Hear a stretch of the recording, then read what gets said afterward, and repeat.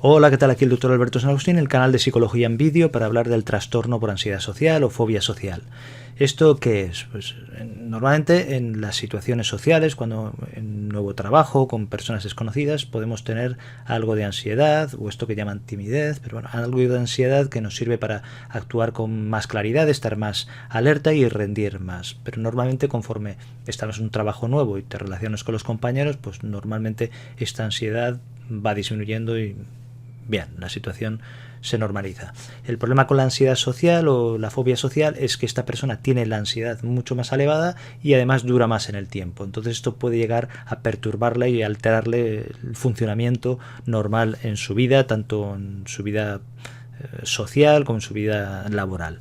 Entonces, en realidad es simplemente una ansiedad o miedo exagerado a las situaciones sociales, que puede ser interacciones con desconocidos, charlar de forma informal, o puede ser en situaciones que pueda ser observado, cuando está en actuación en público, puede ser comiendo o haciendo cualquier actividad de este tipo, o incluso hablando en público o en una situación de hacer una presentación o situaciones similares. Es un miedo, por una parte, a ser juzgado negativamente porque hagas algo o actúes de alguna manera inapropiada, y puede también muchas veces va asociado a miedo al miedo, en el sentido miedo a la ansiedad, en el sentido de que la gente note que estás ansioso, que tienes síntomas físicos de ansiedad, que pueden ser como temblores, tartamudear un poco, la rubefacción, y síntomas o signos de este tipo que se puedan tener, ¿no? Entonces, miedo a ser humillado o a ser rechazado en ese sentido. El problema de esto es que la persona quiere relacionarse con los demás, pero le genera esto mucha ansiedad, entonces lo evita, entonces no se relaciona. Entonces esto genera un círculo vicioso y la persona puede llegarlo a pasar muy mal, sobre todo en casos que son más severos. Y este miedo es desproporcionado para la situación social que hay, o sea que puede ser normal tener algo de ansiedad o algo de temor, pero es muy exagerado en relación a la situación en la que la persona siente el miedo o la ansiedad.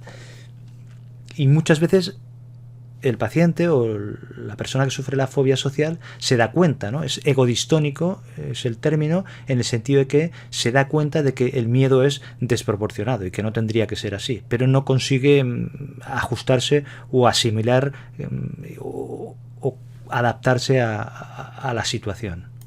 El miedo ha de ser persistente, ha de durar como mínimo 6 meses y ha de dar lugar a un malestar importante en la persona, o también incluso dar lugar a alteraciones o perturbación en su vida social o en su vida laboral. Incluso la persona puede llegar a rechazar algún trabajo o algo que pueda beneficiarle por este miedo social, ¿no? Este miedo a interaccionar con los demás. Además, el miedo no ha de estar relacionado con el consumo de ningún fármaco, o sea, que pueda explicar esta situación, no se explique por otra enfermedad física que pueda tener, y que no se explique por otra enfermedad de tipo psiquiátrico, como un trastorno de ansiedad generalizado, que ya comenté en otro vídeo, o como un trastornos por ataque de pánico, o agorafobia, o por trastornos dismórficos corporales, o que no sea debido, por ejemplo, a un trastorno de espectro autista. O sea, que esto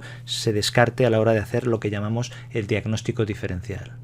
¿Cuál es la causa de la fobia social? Pues en realidad no se sabe, no está claro cuál es el origen, pero siempre hay factores genéticos y ambientales. Genéticos, porque a veces se ha visto que hay familias en las que a lo mejor esto es más frecuente, entonces es posible que la persona que tiene fobia social tenga algún otro familiar muy cercano que también tenga problemas similares. Y factores ambientales, pues se comenta que puede haber antecedentes de abuso en la infancia o de abandono, o también el haber sufrido situaciones de humillación en público que hayan podido desencadenar que la persona tenga cada vez más dificultades en este sentido. Pero muchas veces empieza de forma progresiva y no hay ningún punto concreto en el que se pueda identificar la causa o el desencadenante de esta fobia social. ¿A qué edad suele aparecer la fobia social? Pues normalmente en la juventud, de forma progresiva, en la adolescencia, poco a poco puede irse generando esta situación de fobia social, y en algunas ocasiones también puede empezar en adulto joven, a veces es relacionado con alguna situación social traumática en la que la persona haya sido humillada o se haya sentido muy mal y que haya tenido consecuencias muy negativas para la persona. Entonces puede empezar a desarrollar este miedo a las interacciones sociales y esta situación de querer evitarlas porque le generan muchos síntomas tanto mentales como físicos. El tratamiento de la fobia social tendrá dos aspectos fundamentales. Por una parte, el tratamiento psicológico y luego el farmacológico. Normalmente el tratamiento psicoterapéutico, psicológico será en todos los casos interesante y necesario, sobre todo para tener resultados a largo plazo. El tratamiento farmacológico, sobre todo, tiene más importancia en casos conforme sean más graves, ¿no? Entonces hay que valorar. Ahí el terapeuta o el médico o el psiquiatra es el que tendrá que valorar cómo se ha de enfocar inicialmente, porque es posible que sea una situación grave, al principio haya que utilizar más fármacos, hacer un tratamiento más farmacológico y a partir de ahí que la persona esté más tranquila y lo suficientemente centrada como para poder hacer un tratamiento de tipo psicológico. El tratamiento psicoterapéutico normalmente se recomienda la terapia cognitivo-conductual. Se puede distinguir tres aspectos en los que se podría incidir. Uno es el aspecto corporal, después tenemos el aspecto conductual y después el aspecto de pensamientos, ¿no? Cognitivo. En el aspecto corporal normalmente lo que se utilizan son técnicas de relajación muscular, está la relajación de Jacobson, el entrenamiento autógeno de Schultz, pero hay muchas otras técnicas adaptadas orientales, meditación, yoga, cuestiones de este tipo, pero al final consiste en aprender a relajar el cuerpo para que y tener sensaciones corporales positivas, de forma que esto envía al córtex cerebral pues mensajes positivos y será más fácil abordar las situaciones sociales, ¿no? Que esto también se utiliza en general para los trastornos de ansiedad. Después también están las técnicas de respiración, que también son interesantes, la respiración profunda, diferentes técnicas de respiración que también son una forma de conectarse con el sistema nervioso parasimpático y que junto con la relajación pues ayudan a que la persona esté más distendida, más relajada y pueda enfrentarse mejor a las situaciones. Por supuesto, la dieta que hace la persona, la alimentación que sigue, también habría que valorarlo hasta cierto punto, tiene su importancia también, no solo en este aspecto, sino en general para la salud en general. También el consumo de sustancias tóxicas, porque a veces hay personas que por la ansiedad o por la timidez consumen alcohol, tabaco u otras sustancias para disminuir su ansiedad. Entonces esto hay que valorarlo también, intentar eliminarlo. Y también el ejercicio físico, ¿no? Que esto siempre va bien para la salud en general, pero en este caso también puede ir bien a la persona, sobre todo también como entrenamiento conductual que hemos dicho antes, si este ejercicio lo hace en grupo, ¿no? O sea que es interesante.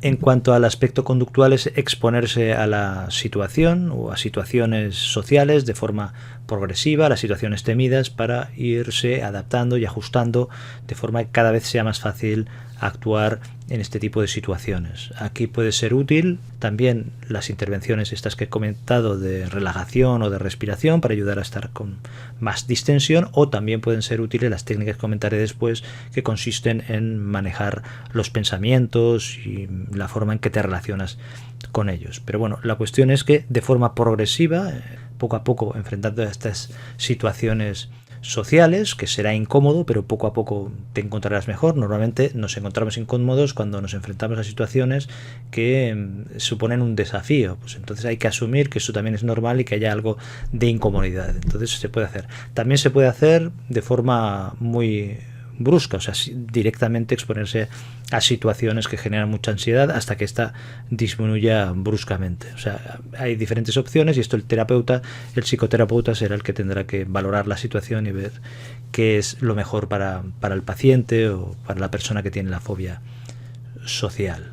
Y también un aspecto interesante es entrenarse en habilidades sociales. En el caso de que la persona tenga algún déficit en este sentido, el tener unas pautas de cómo tiene que actuar en determinadas situaciones, pues esto también puede ser interesante, porque realmente a veces la persona puede haber evitado mucho estos tipos de situaciones y puede ser que tenga algún tipo de déficit o de dificultad a la hora de relacionarse, pero por falta de habilidades. Entonces, entrenarse en habilidades sociales, aunque sea un mínimo y tener un mínimo de pautas, pues esto también puede ser interesante. Después se puede trabajar todo esto a nivel de pensamientos, a nivel cognitivo, que se llama. Es decir, analizar el tipo de creencias que tenemos que pueden hacer que estemos en una situación de tanta ansiedad social.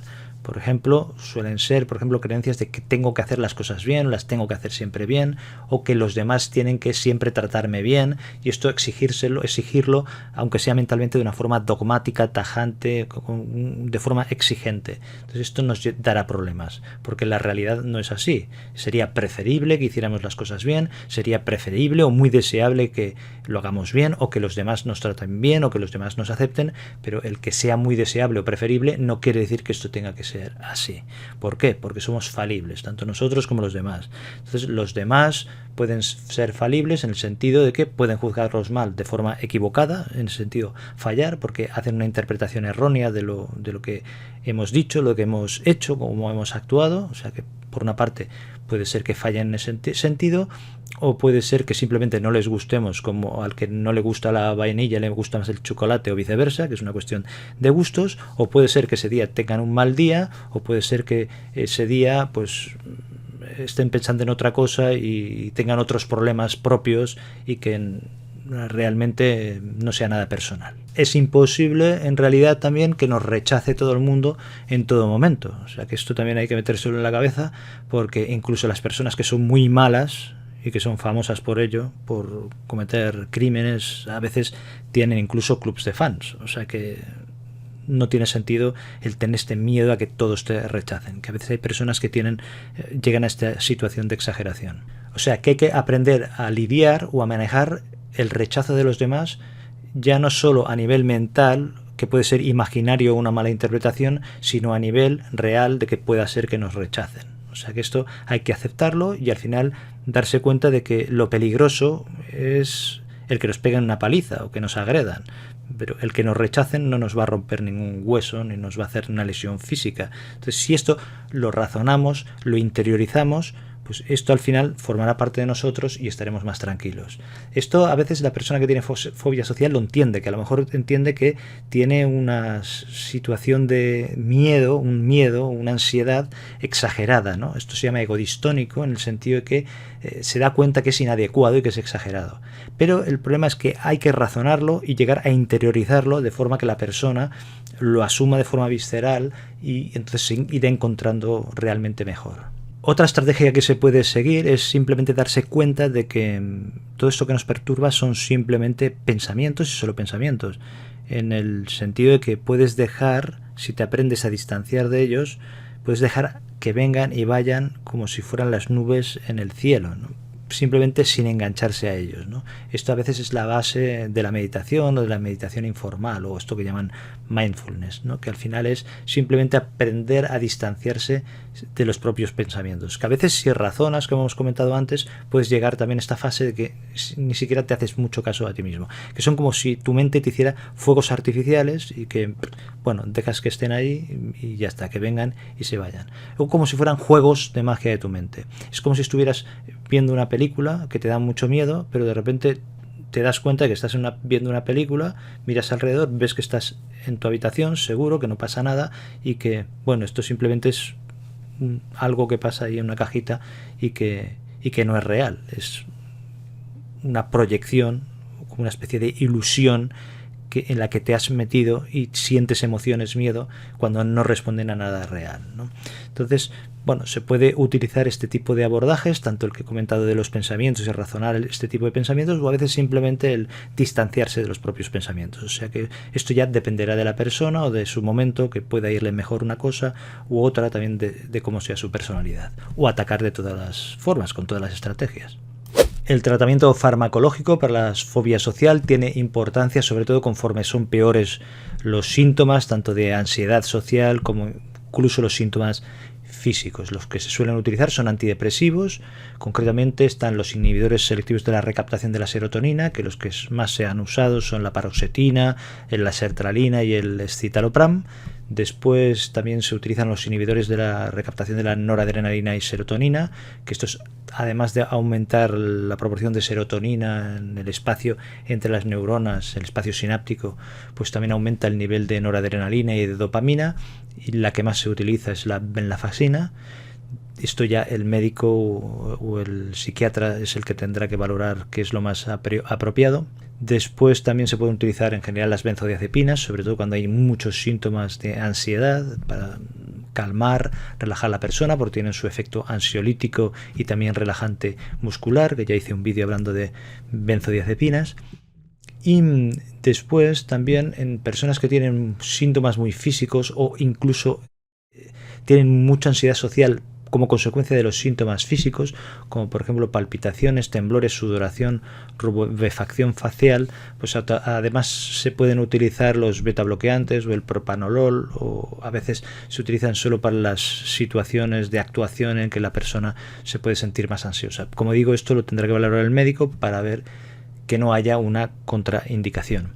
En los casos severos, por ejemplo, de sudoración, incluso a veces también se utiliza con la rubefacción facial, si interfiere mucho en la vida cotidiana o, por ejemplo, la persona a mínimo que tenga ansiedad, pues le sudan mucho las manos y entonces es muy incómodo darle la mano a las demás personas. En situaciones de este tipo, pues se utilizan unas intervenciones que se llaman simpatectomías, aquí a nivel torácico, en las que se cortan unas raíces nerviosas, a veces se pueden clampar y que disminuyen estos síntomas totalmente. Por supuesto, cuando ya entremos en temas quirúrgicos, pues siempre puede haber efectos secundarios, pero bueno, es una opción que hay que tener en cuenta, que está ahí en casos extremos, pues puede ser útil y solucionarle el problema a la persona y se puede plantear. Te dejo aquí otros vídeos que te pueden interesar sobre psicología y eso es todo. Muchas gracias, hasta el próximo vídeo y cuídate.